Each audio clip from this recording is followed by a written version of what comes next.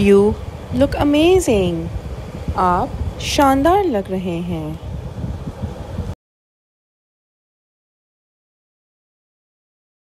Come inside. اندر آ جاؤ.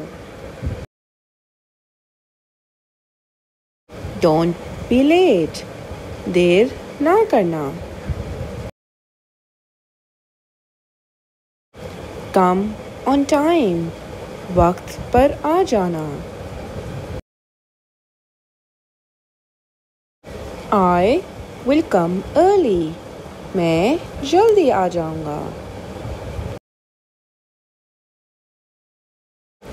How far is your house?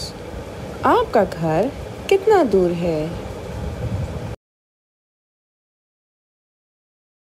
He called me today. اس نے آج مجھے فون کیا.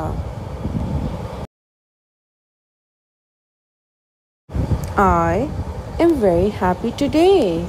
آج میں بہت خوش ہوں.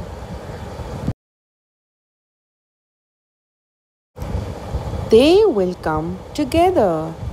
وہ اکٹھے آئیں گے.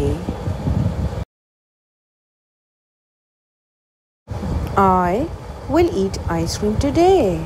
میں آج آئس کریم کھاؤں گا.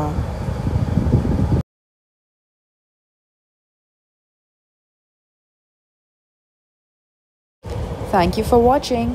اگر آپ فری انگلش کورس جیتنا چاہتے ہیں تو کامنٹ میں انٹرسٹڈ لکھیں اور لائک اینڈ سبسکرائب کرنا نہ بھولیں. Thank you.